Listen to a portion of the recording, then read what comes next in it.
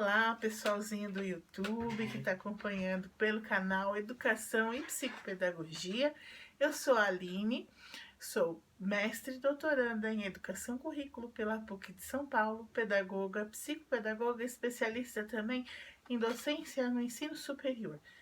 Hoje, apesar de não ter todos os recursos tecnológicos que seriam ideais para a apresentação deste vídeo, eu estou gravando meu segundo vídeo aqui no canal, depois dessa reformulação para a temática conversa sobre educação e psicopedagogia.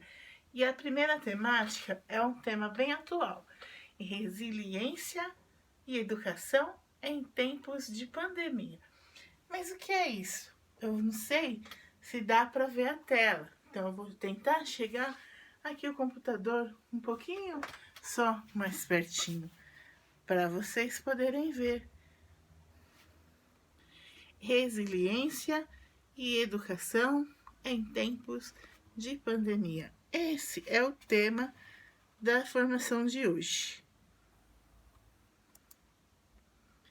Resiliência, o que é isso? Então, eu trouxe aqui uma figura de uma flor que resiste em nascer e permanecer firme num solo totalmente arenoso, que até fica partido no meio para poder sobreviver.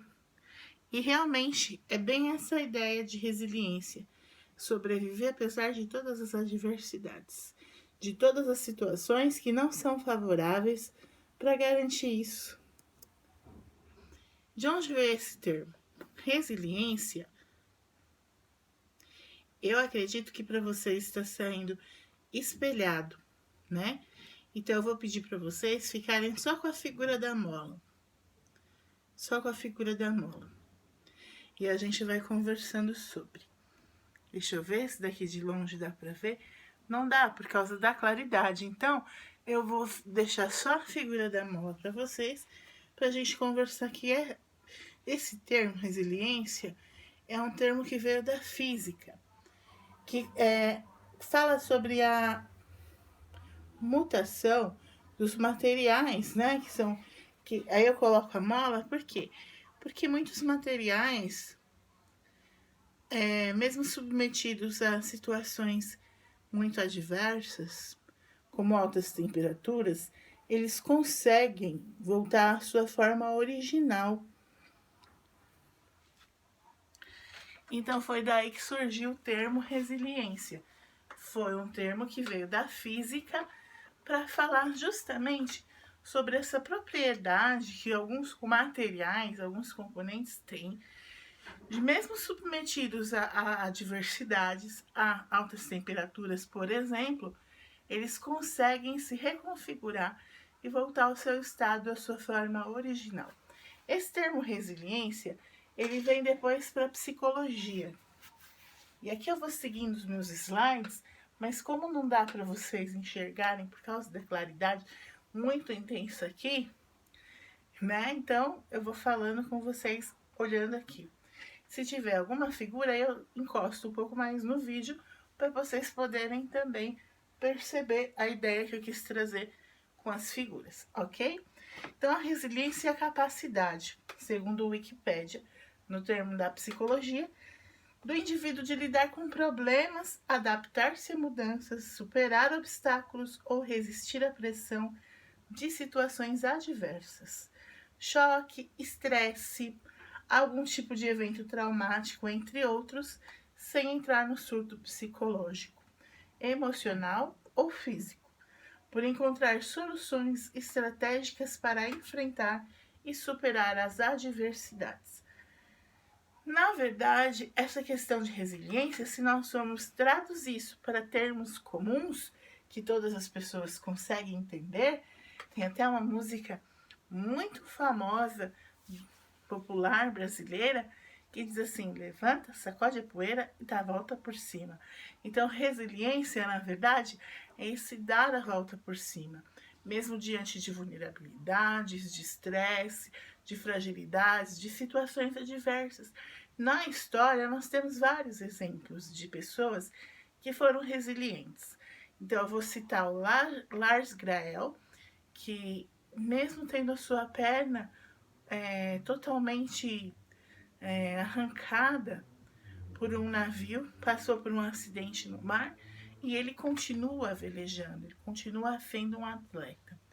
Outro exemplo de resiliência, Maria da Penha, aquela lá que fez a famosa Lei Maria da Penha.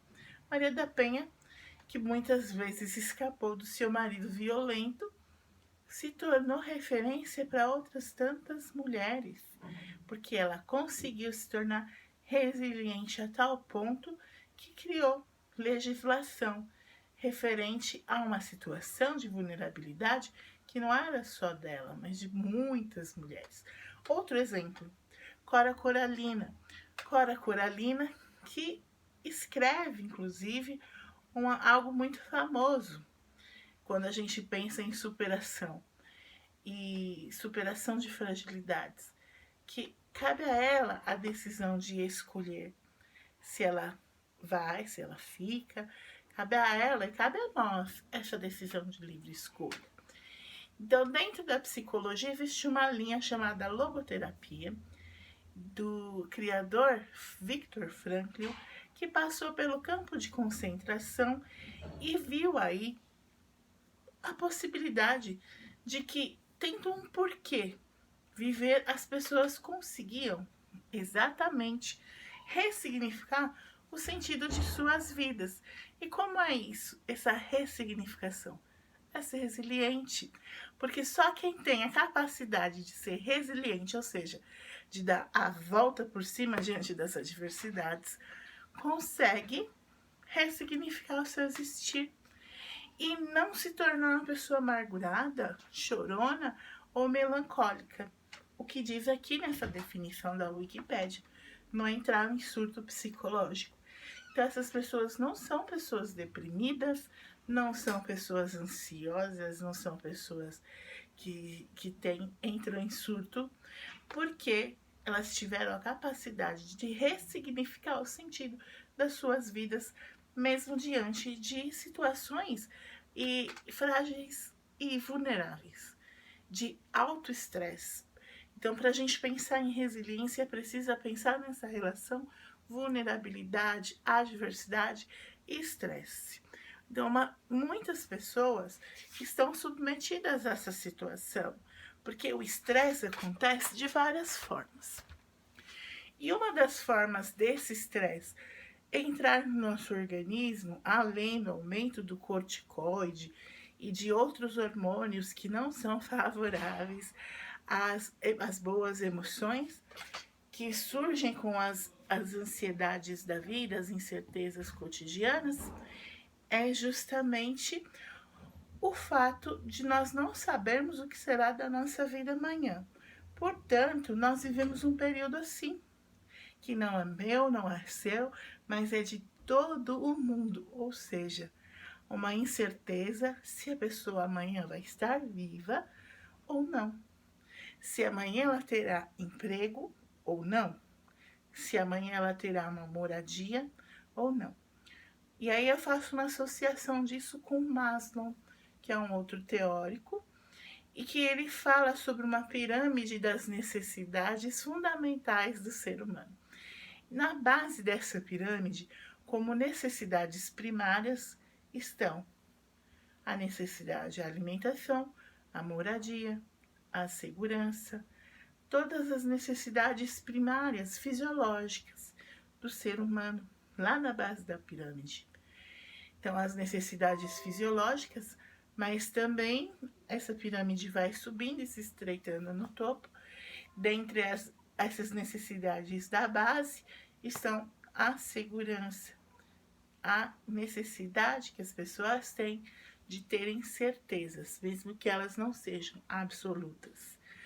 É justamente isso que a pandemia vem para tirar, as certezas. Nós não temos certeza de uma vacina, não temos certeza de uma medicação eficaz, não temos certeza de que o Sistema Único de Saúde conseguirá dar conta de um grande número de pessoas que precisariam de respiradores. Não temos certeza alguma de quando será o retorno das aulas.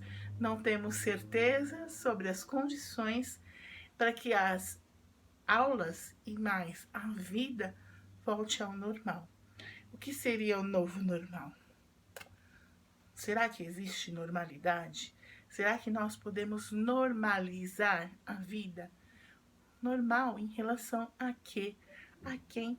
Quem define os padrões de normalidade? Então, há muitas questões que nós podemos discutir falando sobre as relações entre resiliência, educação em tempos de pandemia.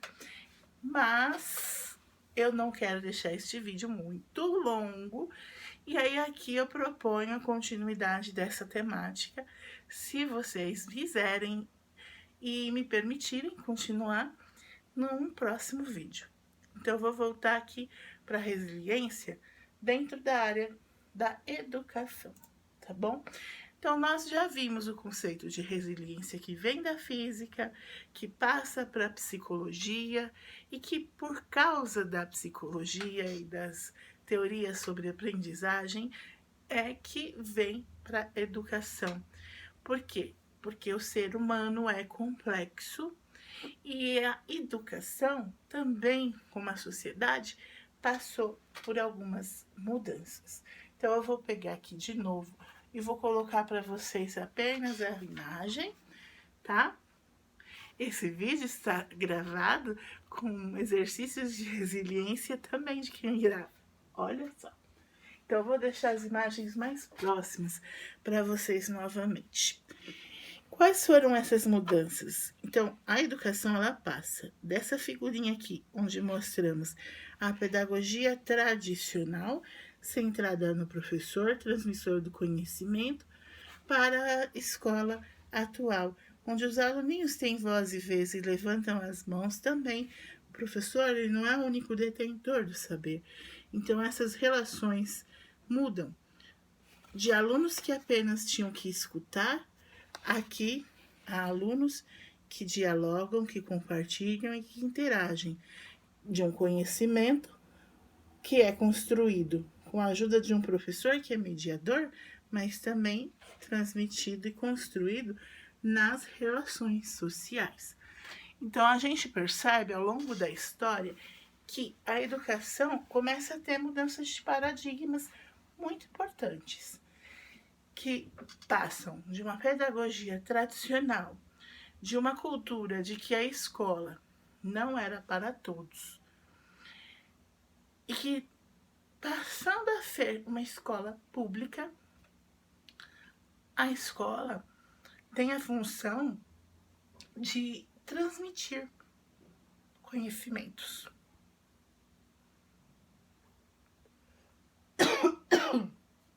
Transmitir conhecimentos.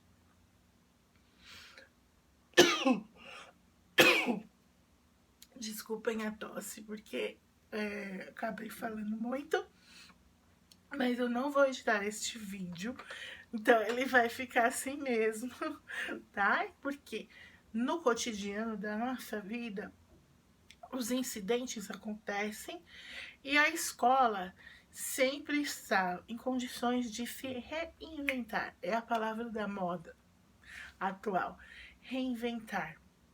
Ser resiliente é ter a capacidade de se reinventar. A escola, assim como a sociedade, foi mudando ao longo de muito tempo.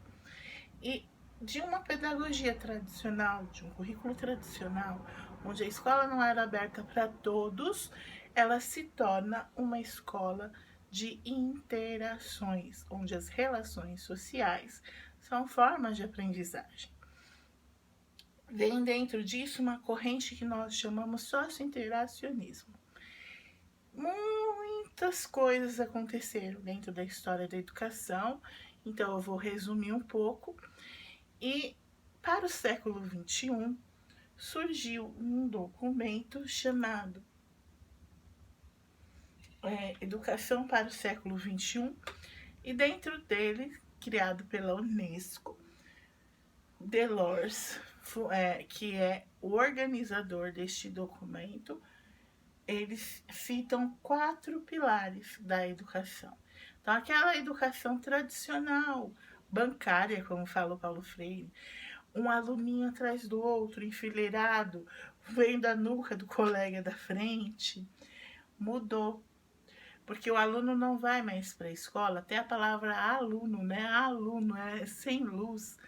Ele não é mais uma pessoa considerada sem luz, que não tem conhecimento algum, considerada uma tábula rasa, ou que a questão das relações, de conversar com o colega do lado, de construir conhecimento através das interações, não é mais algo demonizado, visto como mal.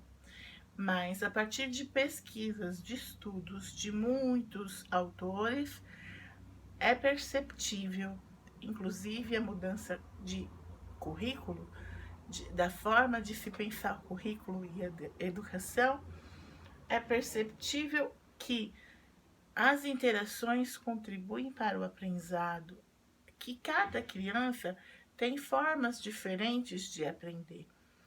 Daí surge a teoria das inteligências múltiplas, onde o Howard Gardner vai falar um pouco sobre a importância das inteligências diversas que nós podemos desenvolver, e aí ele vai trazer as inteligências emocionais, que são a intra e a interpessoal. Justamente a importância de você se autoconhecer e a importância de você se relacionar com o outro. Daí parte e é construído este documento Educação para o Século XXI, onde são citados 4 pilares para a nova educação. Então, a educação não é mais um processo de formação do ser humano para o mercado de trabalho, ou ele tem que conhecer como professor detentor do saber, que apenas deposita sobre o aluno, ele só é um ouvido gigante, então deposita, o professor não é mais aquele que só deposita sobre o aluno o conhecimento, mas aquele que vai mediar esse processo de construção do conhecimento, dos saberes, que são muitos e válidos, e que hoje a escola fragmenta em disciplinas, mas que nas relações humanas eles estão todos juntos e misturados, vamos falar assim. Então, esses 4 pilares são aprender a conhecer, aprender a fazer, que já tinha na pedagogia tradicional, o aluno tinha que conhecer o conteúdo, tinha que fazer, tinha que ter um procedimento para ele aprender. Então foi agregado o aprender a ser e o aprender a conviver. Então são 4 pilares onde a educação está pautada. Esse aprender a ser e aprender a conviver tem uma relação direta com as inteligências intra e interpessoal. Então, a sociedade, como eu disse, já passou por vários momentos em que o currículo se torna um território de lutas. Porque a sociedade vive uma relação de conversa, de diálogo, uma relação dialética com a escola. Então, as mudanças sociais e os movimentos por essas mudanças também se tornam mudança propriamente dita no currículo. A sociedade passa de um momento em que é privilegiado um grupo de pessoas para um momento em que se diz assim: nós temos que abrir a escola, e a escola pública é para o povo, ou seja, é para todos. Então nós temos que pensar em políticas públicas de educação para todos. Mas como fazer essa educação para todos? Como pensar nessa diversidade presente dentro da escola, nessas diferenças todas? É um grande desafio. Por isso eu digo que a educação está o tempo todo se reinventando. À medida que tem desafios novos, ela precisa buscar respostas para dar à sociedade diante daquilo que a sociedade mesma traz. Então, a escola tem que ser resiliente. A educação e a escola, e aqui eu estou pensando em educação básica, não, Eu estou pensando na educação básica e no ensino superior. Então, lá desde a educação infantil até o ensino superior, em todas as faixas etárias. Pensar em educação é pensar nas relações da complexitude do ser humano. Não tem como não pensar nessas questões que são subjetivas, como a inteligência emocional, como essa capacidade do ser humano aprender a ser e aprender a conviver, porque se constrói conhecimento a partir da troca e das relações com o outro, como Vygotsky já citava, que nós aprendemos com o outro social. Então eu trago aqui um outro desenho, porque hoje um tema que tem se falado muito é sobre a questão do desenvolvimento educacional por meio de habilidades e competências. E se fala muito nas competências socioemocionais.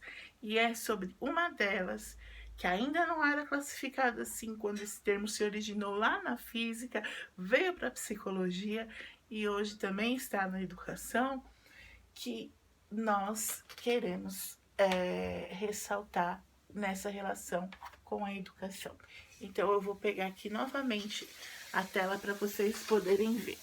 Então, pensando nas competências socioemocionais, que é uma temática que muito se tem falado em educação nos últimos anos, antes da construção da BNCC, elas foram mapeadas em 5 macrocampos, que são esses que estão aqui na tela. É lógico que vocês não estão conseguindo enxergar a imagem espelhada, não é verdade? Mas eu quero ressaltar esse azulzinho aqui. Resiliência emocional. Resiliência emocional. Então, eu vou ler a minha tela para poder vocês compreenderem o que eu quero dizer.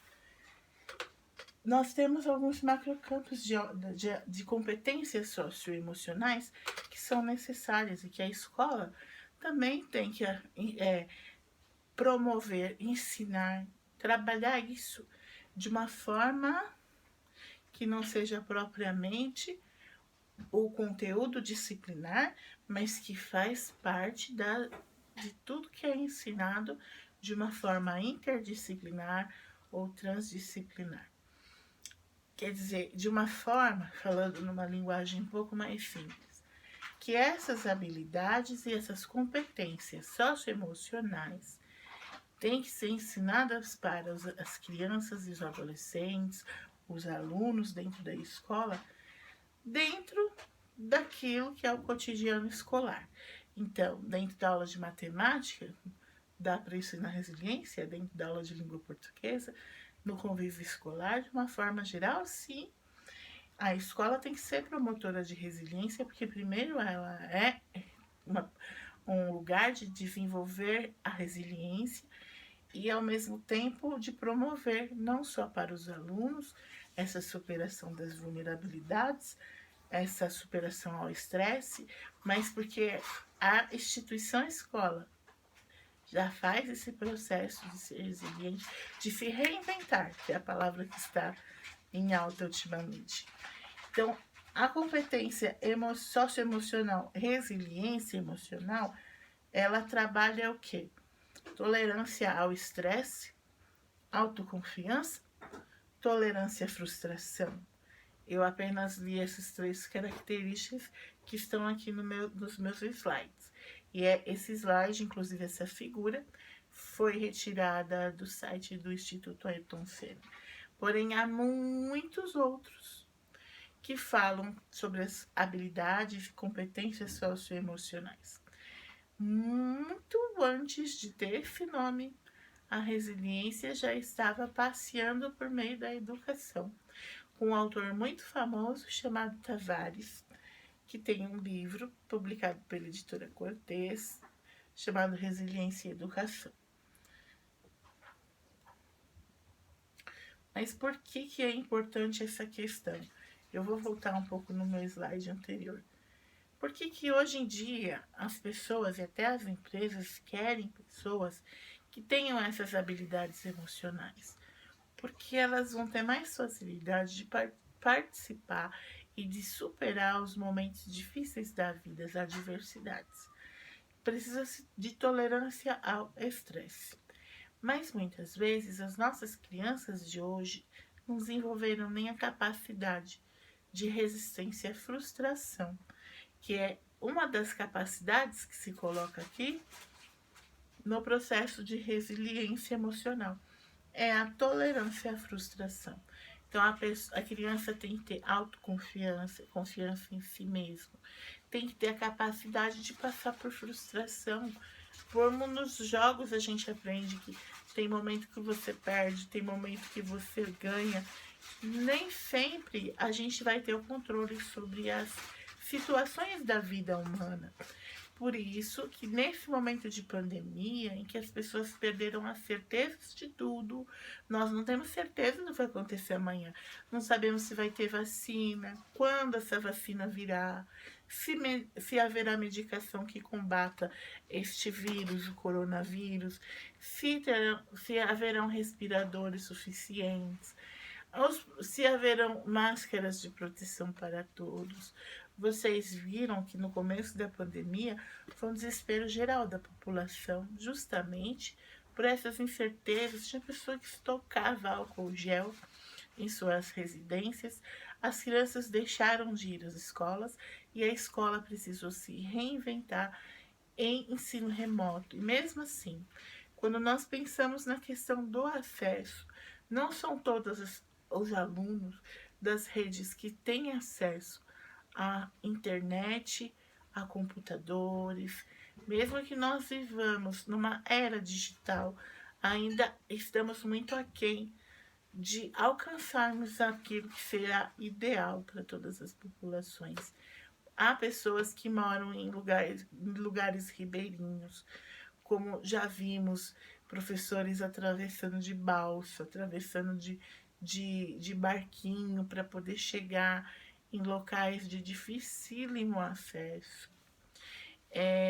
E mesmo assim, ainda vemos o esforço, isso é ser resiliente, é promover resiliência.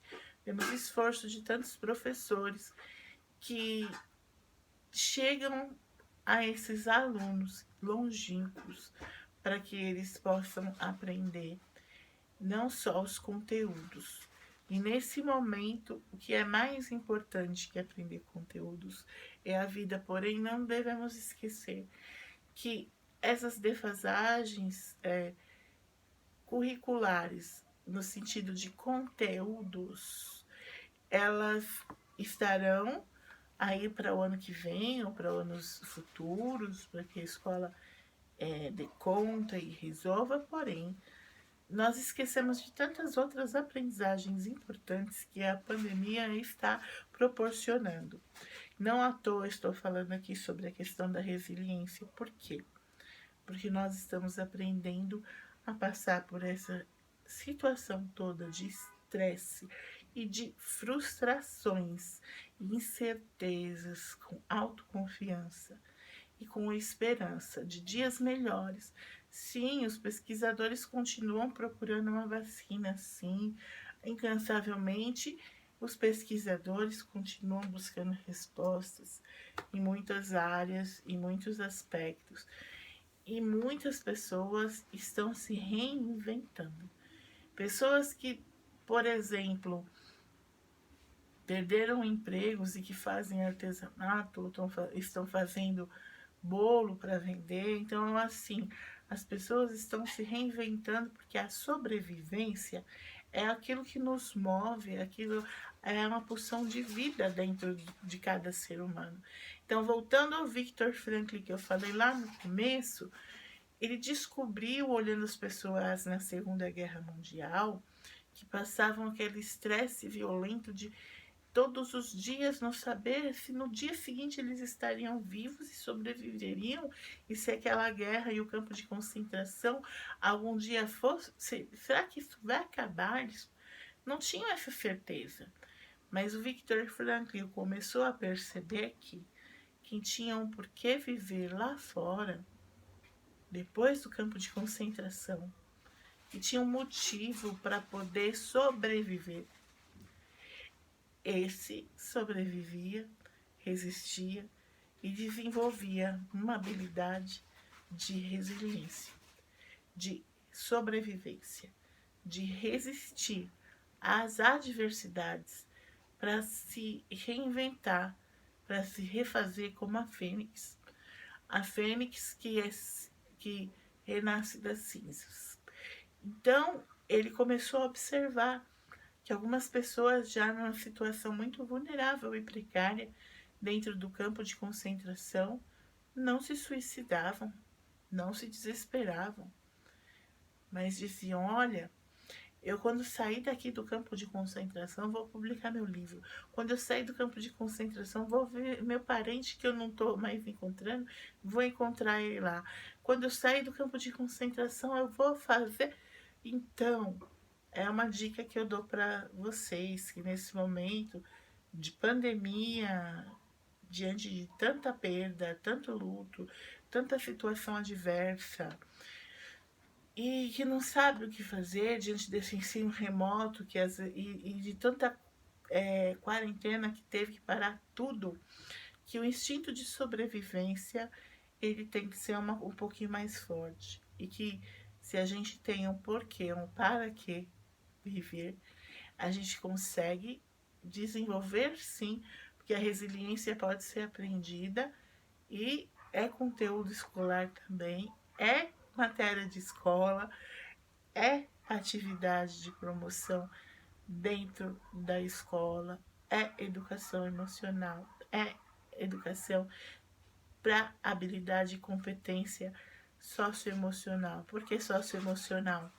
Porque a gente desenvolve essas habilidades na relação consigo mesmo e na relação com o outro.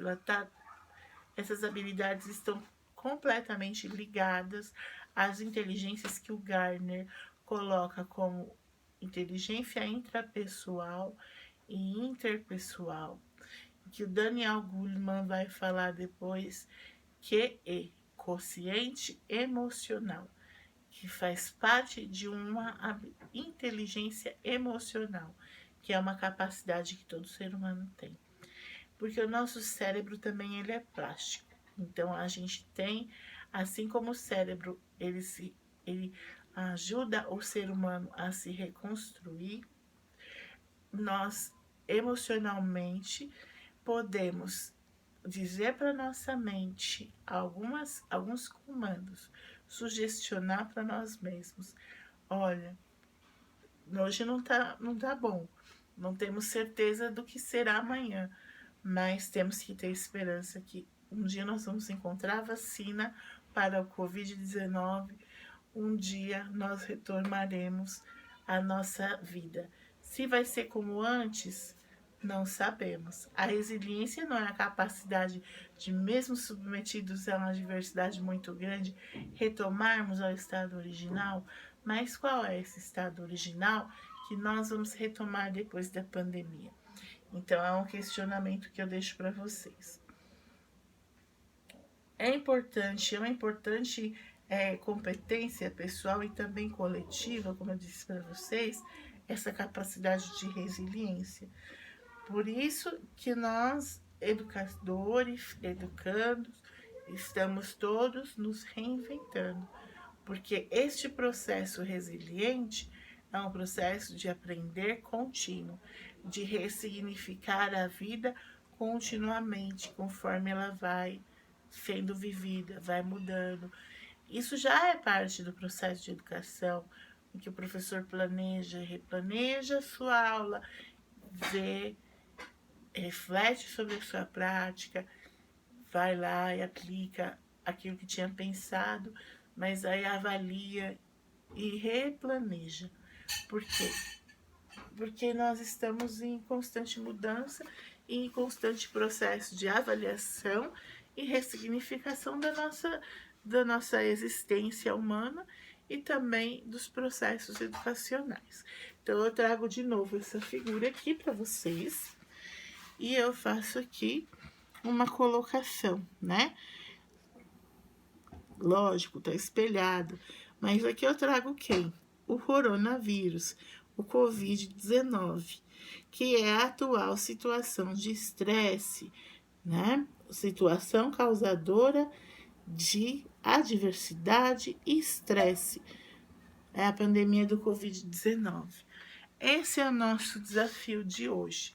Como ressignificar a educação, como ressignificar as formas de ensino e aprendizagem em tempos de pandemia.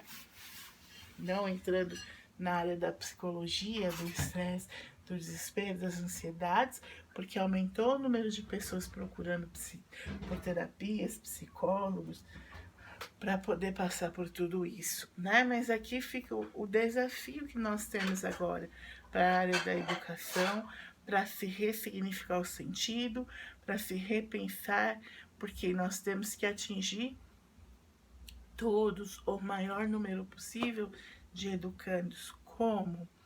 Retomaremos a educação à distância lá dos primórdios. A educação à distância no Brasil começou por correspondência. Então, não sei se vocês se recordam, quem é mais velho pode ser que recorde sim, do Instituto Monitor, do Instituto Universal Brasileiro, lá no sul do país o Instituto Padre Reus e outros tantos, ensino por correspondência. Por quê? Era o único meio que tinha de se acessar alguns locais onde não chega nem de barco. E aí ia lá o pacotinho do livrinho, do conteúdo, que tinha que a pessoa aprender as explicações. Depois, quando surgiu a possibilidade do telefone, que nem sempre foi tão acessível, as pessoas tinham um número de telefone para poder conversar com o professor, esclarecer as suas dúvidas. Depois disso, houve o rádio, a TV, que serviram como mediadores, professores mediadores. Hoje nós temos outras mídias tantas, a internet, os celulares, enfim, esses recursos todos estão sendo utilizados. Mas será que ainda está sendo acessível para esses recursos? Ainda não tem problema de serem inacessíveis para algumas pessoas?